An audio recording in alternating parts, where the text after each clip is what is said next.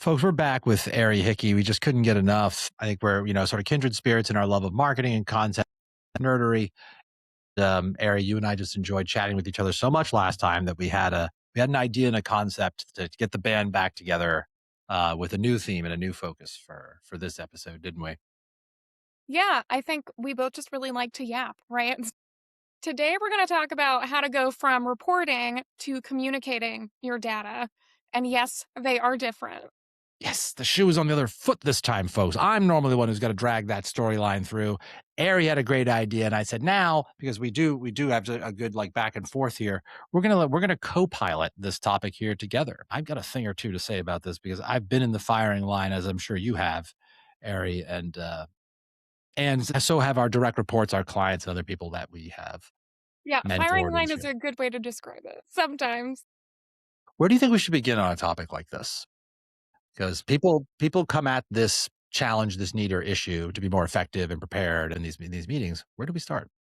Well, I think everybody knows not even just a marketer, but anybody that's working with data that thinks they're really good at presenting data and schedules lots of meetings to do so. And I think we all know probably an equal number of people that really aren't actually good at presenting data or even just communicating it. I think everybody has those meetings where it gets put on your calendar and you just dread it because you know Yes, it's going to be so boring, right? that's what came to my mind as well, Ari. First thing was how do we all first get introduced to this issue, this challenge is you get the invite for the meeting and someone's going to be talking about data that's not you, but you need to respond to it or whatever. Usually you're either like super excited because you know the numbers are going to be are accurate, scrubbed, clean, can be put in the right context so that you can actually action on them in some way and it will lead to a lively discussion, or you just know these are out of context, not even the right sort of metrics to be tracking. They're going to talk about them.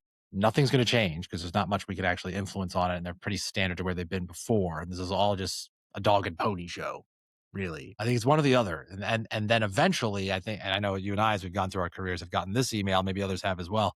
Now it's your turn to be that person. You're the one who's going to be presenting, telling, and then you get a different type of either excitement or angst, again, depending on the same things. Do I trust my data? Do I have good context and a story to tell around this data or not? I think that makes all the difference. Well, if people are dreading your meeting before you've even gotten there yet, if they're dreading it just when the invite gets sent out, you're already on a bad path, right? And so I think we all owe it to ourselves to be more effective by having presentations and meetings that don't bore the pants off of our coworkers, but that also respect everyone's time by being effective and useful. None of us ever want to be the people that who everyone dreads getting their meeting invites because it's just going to be such a waste of time. And Mhm. I think you and I are very versed in the fact that time literally is money, especially from an agency perspective. So Amen. if you're presenting, you save a lot of money too, which is nice. This is true. And conversely, if you get a reputation as somebody who doesn't really know what they're talking about, they can't bring the data, they can't defend it, they can't put it in the right context to be easily consumed, they can't easily handle questions or unexpected twists and turns from the audience of which you present that data, then people are going to, at the very least, not show up. That's the first sign that the first feedback is people just won't bother showing up next time because they just know it's not a very useful conversation for me. That'll Yeah, be I it. think they won't show up or they'll stay cameras off or they're uninvested in the meeting. When I'm talking to people about like what's a marketing career path look like? What does that kind of progression look like? You and I don't know. There's like a million different titles out there for all these Yeah. different jobs and so marketing's not necessarily clean cut. But at a certain level, once you start going from like that manager director level and you want to get up into the VP level, things like knowing if you can present to people without boring them to tears is factoring into those decisions. And so I do think that being a bad communicator, it can hold you back in your career at a certain point. Mhm. And so even if you're not somebody that necessarily presents data or things all the time, if the people above you know that you can't do it well, it absolutely will come back to bite you one day. Well, here's the side swipe that could be coming the way of people listening right now that I think that I felt. I don't know about you, Ari, is you may consider yourself a pretty good communicator. I do. I mean, many individual contributors can really shine in your ability to sell or collaborate with a coworker, build rapport on a phone call. I think this was a worthwhile topic for us to talk about on this podcast, everybody, because despite all that, Ari, when I started to move into those levels and wanted to make those same moves, I felt sideswiped by like the context, the dynamics in those meetings. How you might get 2 slides into your 8 slide deck, and now suddenly you are fending off questions from people. And this is the entire meeting, this discussion right now, not the rest of your deck, or people just talking over you, or people getting skeptical about what you're saying. And that you just feel fool. Like never have I felt like this is an area where I should be awesome, and then I just feel completely embarrassed in front of my peers. Have you ever felt that, or do you know the people who felt that? Or Yeah, just the I very think nature of any the data they want to talk about, or what, how the conversation went versus how you thought it was going to go? Yeah, anybody that has ever presented ever, just to, like, make anybody listening to this feel better, anybody that's ever presented has had moments where they're like, "Oh, man, I'm so embarrassed. I totally screwed up." I don't know a single person on this planet that's ever given, like, a full presentation and not realized they screwed something up halfway through. It doesn't matter how many times I look at a report, I feel like I'm always presenting to a client, and I'll see, like, one little thing, like the pixels are off or, like, a tiny word in the footnote is misspelled or something. There's always going to be something. Yes. I think it's less about having this expectation to be like, perfect, right? I'm going to be perfect at presenting. And it's more about knowing how to give yourself grace and also how to just keep going and keep the momentum up so nobody really notices. Because at the end of the day, communicating is not about you, right? It's about what you're doing for the other person in the conversation. It's about the story that you're telling. It's really not about you personally. And so you just have to kind of learn how to just go with it. You mentioned a good point, perhaps a dynamic here, which is you and I are in client services and done professional services and stuff before. So we often are presenting what we're doing to people outside the organization as a way to justify why they paid us, hired us, or whatever it was, and why they'll continue to do so. But it's also the same sometimes in job as well. Even if most of your clients, quote unquote, are internal, your peers, other departments that you're servicing, your capabilities or what resources you oversee, you're still kind of selling, this is why I'm here, this is why I matter, and why I should continue to be here along with my team and my department. So what is the different dynamic, if any, area you think about between presenting out to like a client or to a prospect versus presenting internally? Was that something important that we need to unpack here? Or is it like I just said, kind of, well, where everybody's always selling in these presentations? How are they different? Does it matter? Well, if I was a liar, I would tell you that all meetings are equally important, but that's not true. We can't put the same level of effort into every single Right. call ever. I think part of this is like having the discernment to know who's going to be in the room when you present, whether it's internal or external. So that I think you can kind of judge the level of importance on a meeting, especially if it seems like maybe not such an important meeting to you, but all of a sudden you've got like leadership joining the call, right? Especially like Unexpected guests. Oh, wow. That's yeah, awesome. to check that attendee list because especially if you use Microsoft, people can just forward a meeting invite to people and you'll have no idea until they hit accept or until they show up on the call, Mhm. unfortunately. But I think that, preparation for these meetings is very important, right? So, no matter who shows up in the room or what you're talking about, at least knowing what the important things are that you need to convey to them and what they need to give back to you. As long as you have that as a baseline, you're going to be okay no matter what the meeting is in general. And then it's just layering up from there. So, I think the approach is always kind of the same, regardless of what kind of meeting it is. It's just the level of effort that you put in after you get kind of the story mapped out and the agenda laid out that's different. Yeah, I want to touch on that because now that you're making me think of the types of meetings, especially the earlier ones where I really struggle that stick with me to this day, that are like the reasons I do some of the preparation points you're talking about. Because 10 years ago I didn't, and it felt like that. I never want to feel that way again. But a dynamic we all have to own up to as you talk about preparation. I'm like, right, I tried to prepare. Why didn't it still go that well in the beginning? It's because often, and this is still today, often, why is this meeting even existing? It's because this information is hard to bring together. If it was readily available and obvious, they would not even have the discussion about the data usually because they could click around and it would just tell them what's going on. So either A, you're revealing an insight that's really not able to be gathered any other way. That's good for you, but also bad because it's hard to sometimes find that data or make it foot and so on. So, right, make sure you're also breaking up the project here. Is this a data cleansing and sort of a report building exercise? Let's get that done and not have the meeting be relying on that if the project and because what happens if you have scope creep, which is exactly what happened to me in my first meeting. Sure, I just have to figure out how to report on something that even these executives and people who've been here for years have not been able to ever report on before. And all I have to do is get to these 3 or 4 different departments and get someone from data ops who's totally busy to spend a little bit of time with me so I can actually make heads or tails of this thing, and then I can build slides about it. Well, that didn't happen until frankly not even fully get done by the time the meeting started. If I could give advice back on the preparation front, that the tip that she just gave everybody is separate the what am I to be reporting and presenting about? How much work and time is that going to take? Is that already set? And then I've got another project, which is to actually prepare the meeting and the discussion and the visual assets about it. Yeah, well, and Separate those. that's a great place to start, and I'm glad you brought that up because I think that's the number one place I see people making a mistake. People focus on I call it like the spreadsheet stuff, right? They spend all their time obsessing about the spreadsheet stuff, and True. right, that's good data science. Anybody dealing with data, you should have good data. You should be analyzing it correctly. You should be watching out for biases, things like that. But unfortunately, that's where a lot of people stop, especially marketers. And that's what I refer to as that's reporting, right? Right. Taking the data out of Look at my wherever, spreadsheet. yeah, wherever the ether lives. Here's my spreadsheet, right? Yeah, That here's is my not communicating the data. uh, A lot of people kind of stop there. And in some organizations, the only expectation on your job is that you are just passing that spreadsheet up and somebody above you is communicating it. I guess that's fine.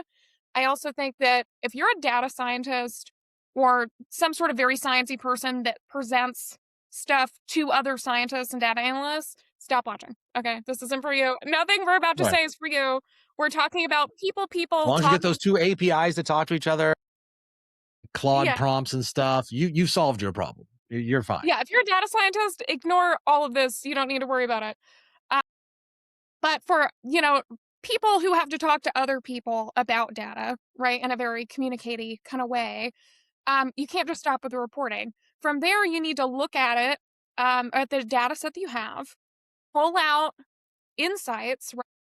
And then you also need to start thinking about, okay, what do people in this meeting need? It's just like workshops that we talked about, right?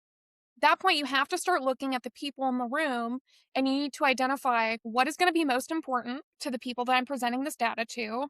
How does it ladder back up to all of the goals that we set at the beginning of the calendar year or the fiscal year, whenever you do that? And then on top of that, what do I need to get out of these people in return, right? It's very rare that we're presenting data and that's it and we're done. It's almost always part of a greater cycle of, hey, here's the conclusions we've reached about the goals that we have. And now what do we need back from that? But I think that's the Yeah. biggest mistake that I see is people just stop with the numbers and thinks that that's enough. And then they just present the driest, the driest PowerPoint you've ever seen in your life. But yeah, I want to unpack that a little bit too, but about like figuring out what people need because that's why you're having the meeting is you're trying to give them something usually. But your other point is if you succeed, and I hope more than often we will succeed. And that's a great feeling too. But then you just reminded me, then it's replaced with this awkward feeling where they kind of go, all right, so what's your ask? Sure, you made your point, actually. You demonstrated the context here. And if it's not crystal clear what that ask is, best case scenario, you say something kind of vague or large, and it's not very direct how the people in that exact room can act on that right now after the meeting or whatever it is, take first steps. You just spurred on greater discussion, in which case they're going to pick their own conclusion and it might not even involve you. I've seen that happen as well. So assume success is, I think, the takeaway for all of us. And have that crystal clear ask that you're pretty sure one, two, three, these individuals, everyone can act on if you were successful in making your case, even Well, partially. and if you're really good at it, you will hopefully kind of steer your audience towards some of the things that you want and need, right? It's all Mm, about how you write that narrative. I think people forget that if you're owning a meeting, then you're in the most powerful position in the room because you ultimately get to control the narrative of the conversation. So many people just kind of let Jesus take the wheel a little bit, they get all Carrie Underwood with it and they're like, here's my stuff and you guys reach your own conclusions and you tell me what you thought. And they really miss the opportunity to go into a meeting really strategically and think like, hey, I really want to get funding to do some additional paid media right at the end of the quarter or something like that. How can I structure this? I'm not saying you manipulate the data, but how can I tell this story around it so that they understand why I'm going to ask what I'm going to ask? And you said the magic word, which is context. Mhm. Realtors say location, location, location. Marketers should say context, context, context, right? Amen.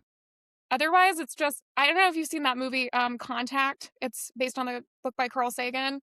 It has Yes. Jodie Foster in it. It's from like Jodie Foster, the alien thing is an alien, but it's like yeah, they work for SETI. There's like the scene where they're all like in SETI and it's very 90s and they've got all the analog tech. They've got the big headphones on and they're listening to this static noise. And then there's this guy who's like amazing at listening to the static noise and then he like hears these patterns that nobody else can hear. That's kind of like what I imagine marketing is. To everybody else, that spreadsheet that you love is just static noise, right? And so you have to be the one that can explain the pattern that you're hearing and make it important. But it's all about context. You know, where did you see the insight? What's the significance of it? If you deal with context a lot and like what you're doing with your clients, Nick, I don't know what some of that context yes. would be. No, I was actually just thinking, I'm hanging on every word here. There's actually you got me thinking there's 2 narratives. First of all, folks, you should listen up because Eri does narrative for a living. Like, not only is she a writer and a content creator by trade, but she's good enough at it that she convinced an agency to hire her, put a team behind her, and they now sell her and her team out to other clients to teach them how to write better and to communicate and form narratives better and so on. That's why we got our first episode talking about workshops. How do you kick off an engagement like that and get everybody on the same page? And now we're a little bit further down with chapter 2 here, which is let's say you get some traction now. You got some data, you're going to try to make a case and tell a story. It's 2 narratives. Ari's been telling us all about the main narrative, which we know about. You should have one. It's not just look at my spreadsheets, look at my donut charts. You tell me what to do. It's there's something happened here, and here's why. Here's the backdrop. That's the first narrative. But there's another narrative, Eri, that is happening whether you manage it or not, which is Eri or Nick's becoming a leader in front of everybody. Like, this is another battle or a chapter on your rise inside that organization, in that relationship or whatever it is. And that is why having the ask is so important. Is Eri the type of person who can understand context? Did she remember that? Did she understand why I'm here? And is she gutsy enough and strategic enough, savvy enough, frankly, to have an ask here? And if she doesn't, you're writing your own narrative too. And in the end, Eri didn't have a strong enough need for anybody to do anything. And she went back to toiling by herself. That is the story you will write if you do not boldly then conclude, therefore, will you please do this, Yeah, boss? don't waste people's time. Yeah. Can you ask for what you want? Do you know what happened? Do you know what that means? Do you know what you need? Can you Yeah, ask and for why it? should they care about it? If you don't care enough about your own work to communicate it clearly to other people so that they can understand it as well, then you have wasted everyone's time, Hmm. right? Hmm. If you don't care about it, why should they? Why should I? Right? And this is the big struggle. You touched on it just a few minutes ago, Ari, which is we then get armed with all this technology and power as marketers. It took us everything we could do to marshal all the chat bots and the spreadsheets and the HubSpots of the world and everything to build you this donut chart in time. It actually does actually add up. It is like auditable and verifiable information. We're just like, ta-da! And then everybody else this is hieroglyphics to me, or it really, frankly, I'm not sure I trust it.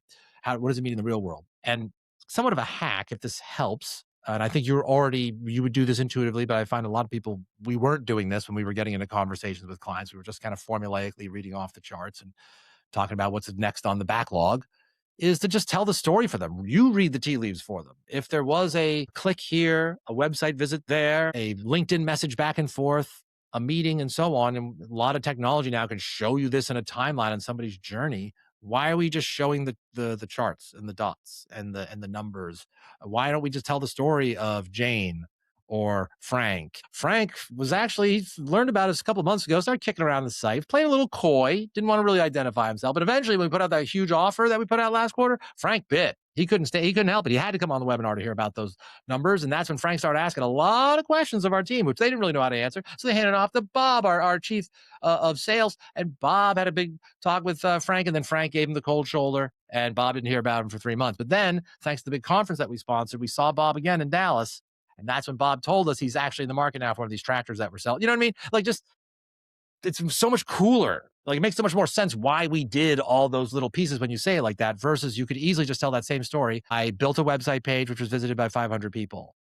I sent out an email which got, click 50 clicks or whatever, the open rate, what you thought you were supposed to be talking about, by the way, which is not, none of this is getting connected to people. And then I helped create some sales sequences and email message out, things using AI. Don't worry, I use the greatest tools for the sales reps, and the sales reps sent 350 different touches and so on. And we got a 2% average response and meeting booking rate. And then our pipeline is $437,000 with 4 different big opportunities from logo 1 and logo 2. I mean, even just getting out of logos, we're starting to get a little bit more characters, but there's no story arc. There's no character, no It's like, who drama, cares, no right? story, really. Yeah. You know, Yeah, uh, I totally agree, and it's way more compelling to, like, hear that even, like, if you have a customer journey that you can like talk it's a case about. study. It's a data point case study in the middle of Yeah, it. you're a human being presenting to other human beings.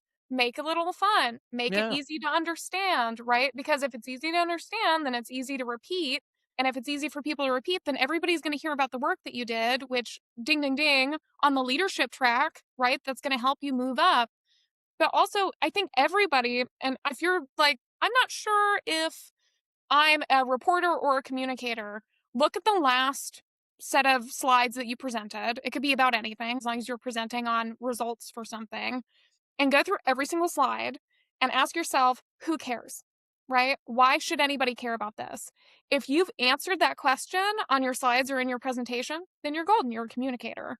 But if you're looking at your slides and if there's not a clear takeaway on every single slide about why people should care about what's going on, if there's not clear insights, if you can't easily answer for yourself, who cares about this or why should my audience care about this, then you're a reporter, not a communicator. It's that level of insight and telling that story as you go that makes you a good communicator that people will remember.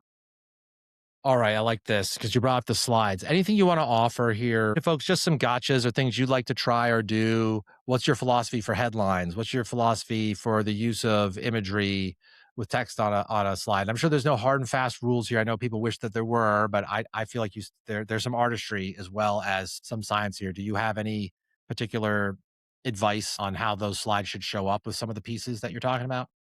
Yeah, visually, it's very interesting. I think I will say, if you know me, you know that I don't just present information, I also present information in a beautiful way. Mm. I really love having a beautiful slide deck, but I will say you don't have to necessarily have like a super aesthetic slide deck. You can still use some basic principles of design, right, to make your slides more effective. Number one is less is more. Have some white space on your slide, right? Let us breathe a little bit. And you should really take away everything from a slide that you can, right? So you should only have the most important elements on the slide.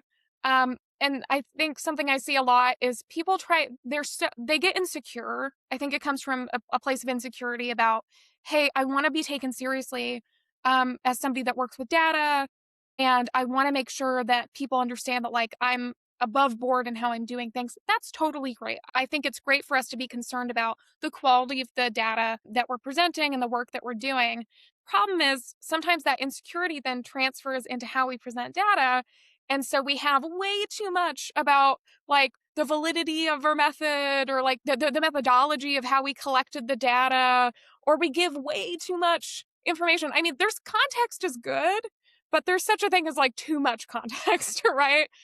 We don't need every single data point. So instead of showing like, if you're an SEO, right, you might show like a year's worth of data, but maybe zoom in on some of those spikes and then give the context around what was happening on that piece of the information. Too often people are just giving you a fire hose of information and it's too much. We can't wrap our heads around it. So I would definitely at least start with less is more, right? We've all seen some really overloaded slides where you don't even know where your eye should focus.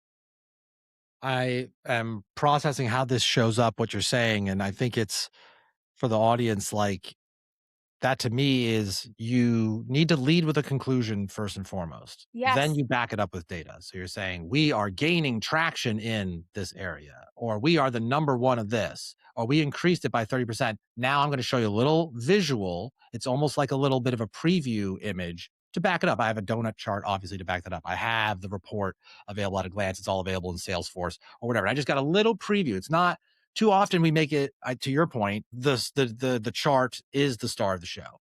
We have these numbers. That's the first thing I need you to know. And therefore, my conclusions are this. Now it's going to be all about, do we trust the numbers and so on? Don't do that. They trusted you already, is what I'd figured out too They late. gave you their time. You Yeah, they don't showed need up for the you meeting. don't need to say, "Oh, trust me, I know what I'm talking." They already think you do, unless you blow it. Yeah, So well, instead, just go, "This is the reality. This is where we're at. This is what I know you want to hear. We're leading. We're behind. We're equal.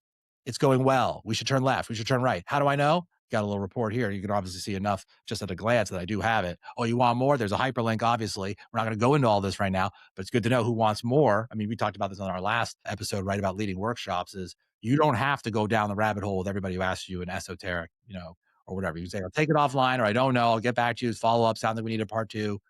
well, in the scenario that you described, when we first started talking about you're like 2 slides into an 8-slide deck, and they're already, like, constantly stopping you to ask questions and things. Count on it. Especially the more That's senior you when you have go. a trust issue, right? Yeah. That's when that meeting never should have happened because they didn't it and you should take some comfort in that, it didn't matter what you presented. Obviously, there was a trust issue where they didn't they weren't trusting anything you were gonna present. That's a Well, different and also situation. just to be fair though, because I think you're right. That is a good sign. You should be careful, listen for it. But also sometimes what you're saying is already so compelling. It's so timely what you're talking about. They've used you as a prop. You are the person who's the representative of the thing that they've already been thinking about that's on the agenda. So you start talking 2 slides and they're like, see, this is what I've been saying. And blah, blah, blah, blah. Like there's also that, which is Yeah, not like, all read right, read 2 the minutes. room. There's Yeah. a vibe, right? But if they're like, "Well, I don't know if I agree with that. How did you come up with that conclusion?" Right. Maybe be a You little want there to nervous. be, wait, let her finish though. I'm eager. Somebody's like, yeah, let's talk about you. And you want somebody in the room to go, wait, hold on. I want to see what she says next. I want to get the full picture. Yeah, that level of engagement is good. You want people to be interested, but also, I mean, I want the questions in those meetings to be about people can ask about the methodology later. And I found that when I focus on the insights and the story, that one person in the room that's going to have questions about how the data was collected, they're just going to ask the question. They're going to say, "Hey, wow, that's a huge spike in engagement rate year over year. How did we collect that?" Or like, what accounts did we use?" And then you look so good when you can just spout it off right in the meeting, like, "Oh, our data came from these sources. This was our reporting period. This is how we compared the numbers." That gives you an opportunity to showcase that the trust they placed in you was placed correctly. So don't rob yourself of the opportunity to really show up and present how together you are by trying to throw everything on your slides. Let people be curious.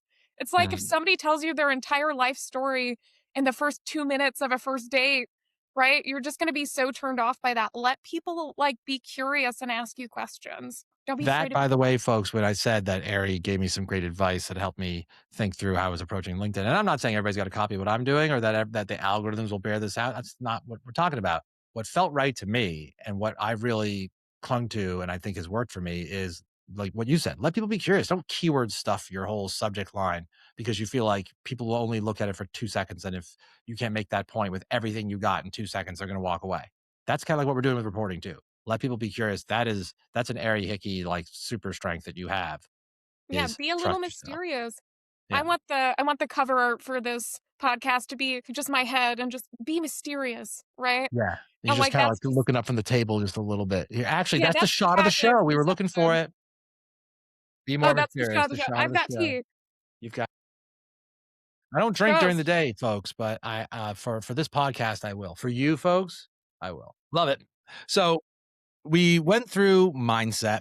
We went through preparation.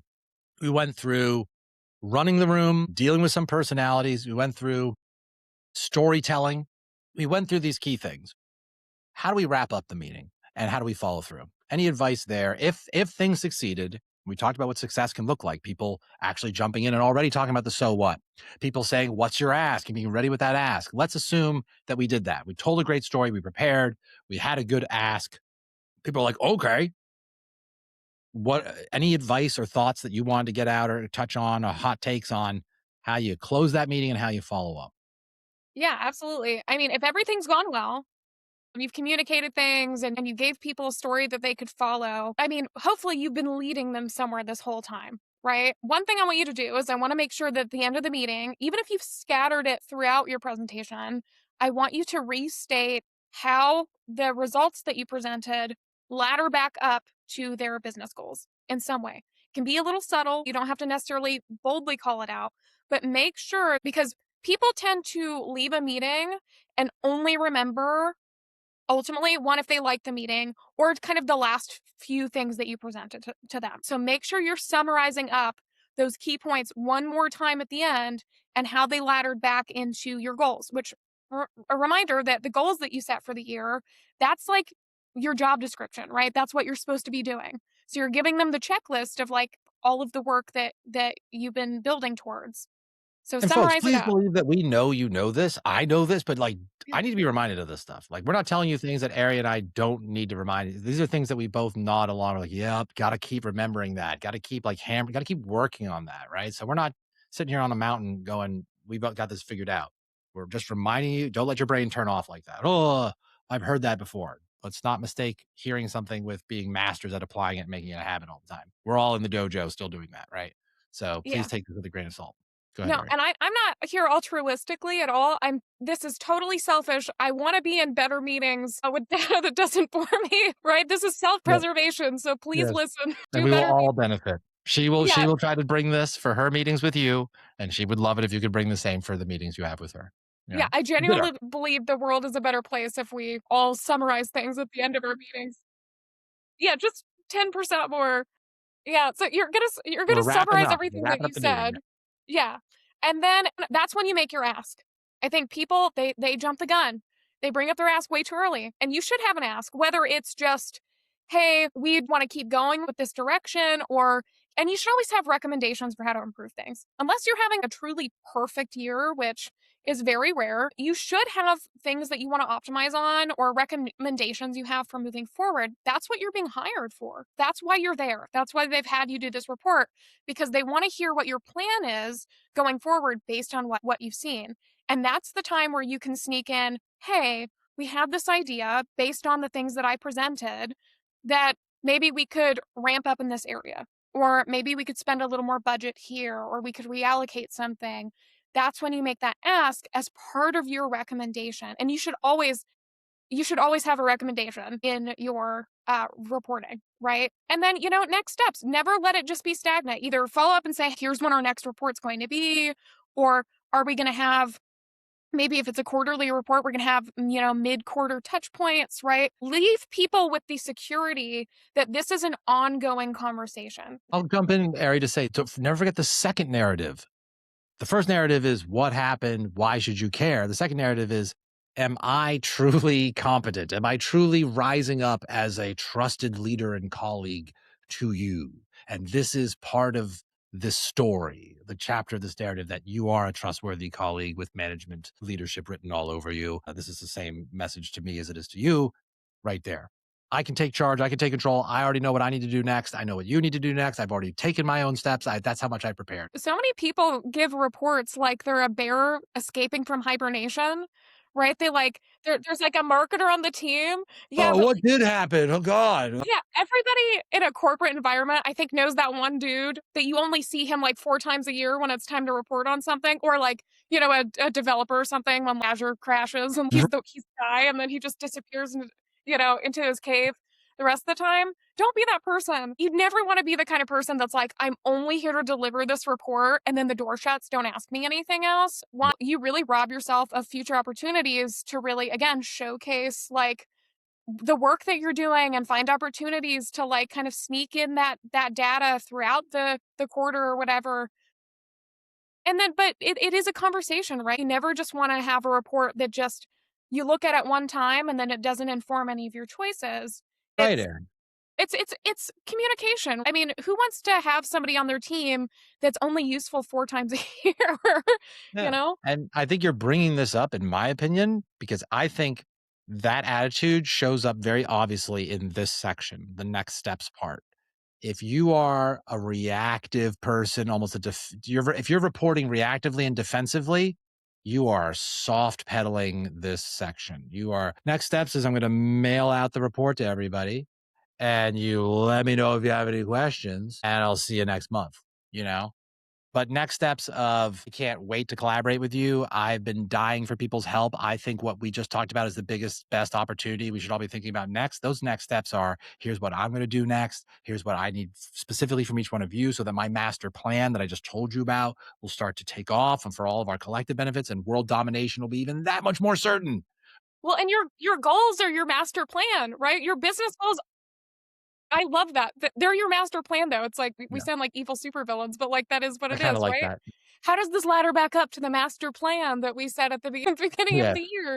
Make sure you rub your hands together too, like this when you get to just Honestly, go, oh, and we'll get to the pipeline will be enormous. Yes, do next we're that. gonna talk about the KPIs, Yeah. like It's I make it more actually I feel fun. like if you were weird with it, I think more people would probably pay attention to your Yeah, meeting. well, I it's kind of a best practice to say, fascination, the unexpected is definitely a best practice in many workshops, presentations, holding people's attention, right? Comedy is doing the unexpected part at the end when you're supposed to do the expected, you know?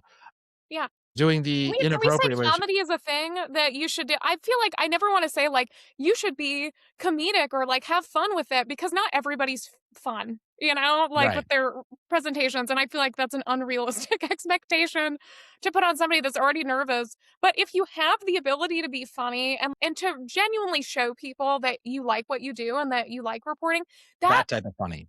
That type that of funny. allows Not, people to "Ha take ha, here's my great. joke. Did you like the punchline?" funny, but so passionate and in command of what you're doing that you have a little bit of headspace, a little bit of confidence, a little bit of empathy with your audience. You've thought enough about what they care about, what you're asking them that you can naturally listen for and wait to inject in real time a smile, a laugh, poke, rib somebody a little bit or yourself. I would say if you're like, "Oh, guys, I don't know what you're talking about. I'm terrible with humor." Start with yourself.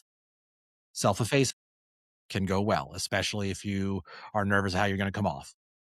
And it's a great Yeah, way to just don't relieve the take it too tension. far. But And on don't be the like, "Well, because I'm lazy and tired and incompetent," or something like that, because I have no idea what I'm doing.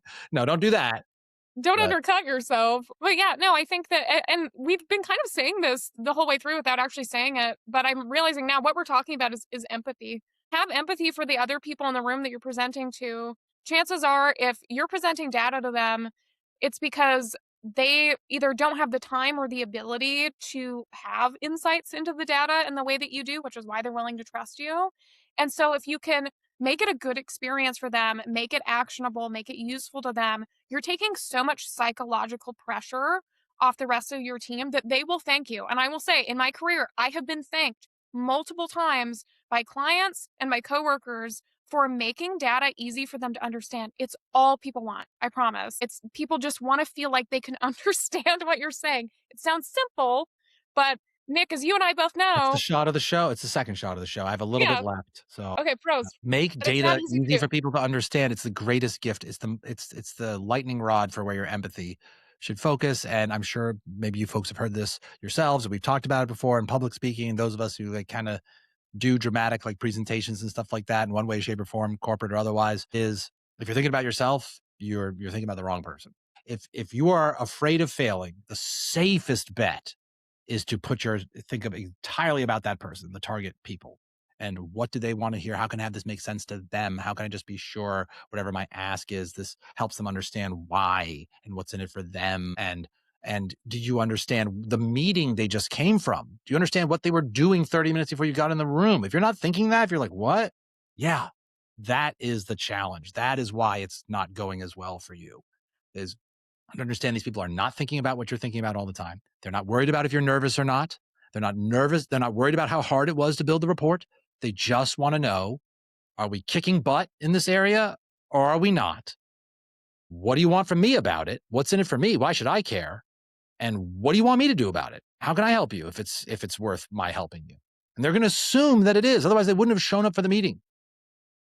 If they've shown up to your meeting, you've already won 90% of the battle. So Honestly. cut yourself some slack, right? Right. Right. I mean, somebody said maybe it was a diabolical villains manual or a management textbook, but like the 90% of the meeting should have been taken care of before the meeting even happened. The Yes. meeting should already be determined. The outcome of the meeting should already be determined before you even had it.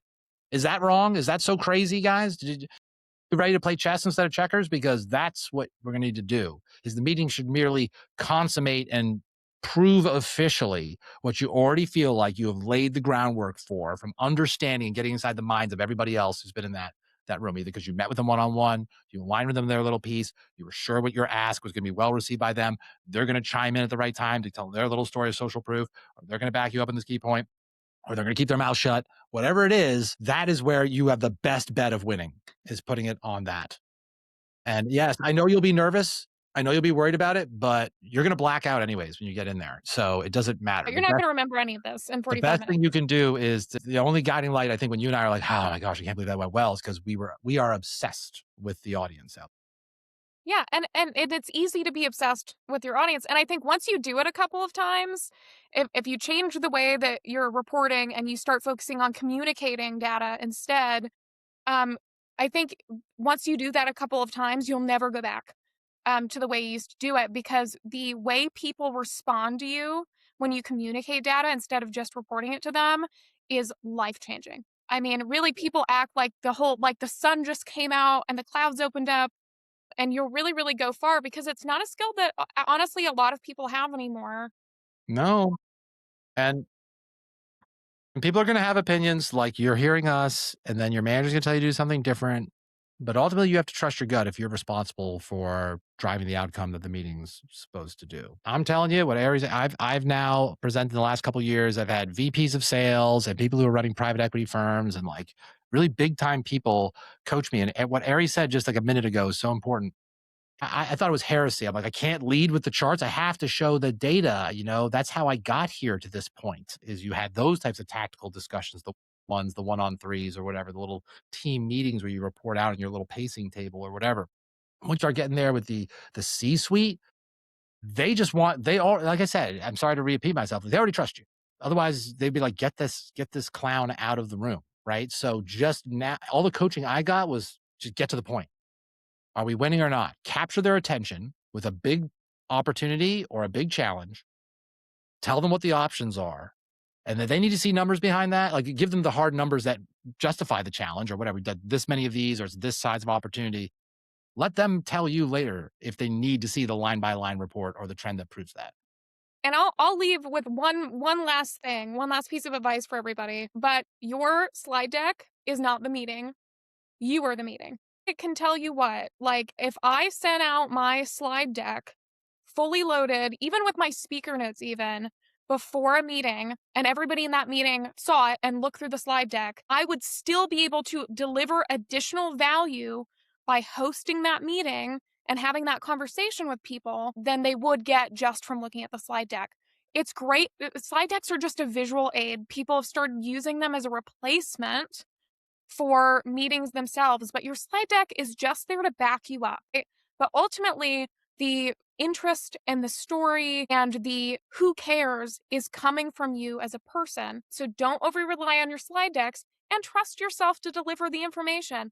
You're the one looking at it day in, day out. You know more and remember more than you even think that you do. So trust yourself and give yourself the ability um, to shine in these meetings and really show them everything that you can do. Because if you're working in data in this day and age, you're in a really strong position. You've got a great job and your future is really bright. So make sure to give yourself the opportunity to go out there and get in front of people. Don't let your slide deck do the work for you. Oh, listen to what Ari just said there, my friends. Mm, I'll never forget 10 years ago, I was running an agency for the first time and we were going to do reporting. The client pulled me aside. I had a good relationship with the executive there. And he said, Nick, you know, I appreciate you bringing all this numbers and stuff, but like, you could have just sent that to us, like Ari just said. The reason why I had the meeting is I wanted to get your guys's like energy, your insights, like have a discussion about, so what do we do? What do we do about that? That's why you matter. That is why people are counting on us, right? To lead that discussion for what does this mean for me? How can I help pile onto this or change this trend? So I really encourage it as well. Wow, I got fired up about this. I'm sure I hope other people did too, just listening. Again, I'm sure there's nothing we've told you here that you haven't told yourself or has been mentioned before, but we all need to reinforce the fundamentals, right? That's how we make them habits and things like that. So I Yeah, love no talking one's about it. perfect. It takes a lot of practice.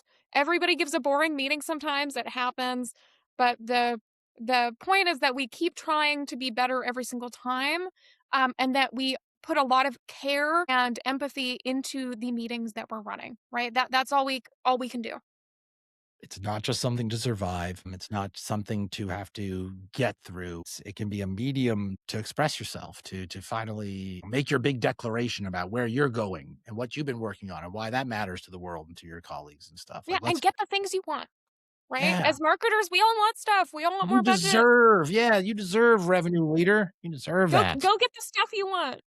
Absolutely. Ray, it's always an honor and a privilege to talk to you because I know that you're a practitioner in the field. And I hope to somehow, directly or indirectly, witness you at your craft, my friend, presenting maybe on a webinar or some tips you'll publish about. But I think you definitely had some great ideas here, and I hope we get to hear more about it and see more of that in action. Yeah, me too. It's always fun coming on here. I hope we can do it again soon. Look her up online, folks. She's not a stranger. That's how I met her. She's out there on LinkedIn and she's friendly. Her name is Eri Hickey. She is a head of content at a very prestigious and successful agency. She's a friend of mine. She's down to earth. She's into nerd lore and stuff like that too. If you get down that way. And Eri, it's always a pleasure. Looking forward to our future conversations that we're going to have around this stuff. Yeah, thank you so much.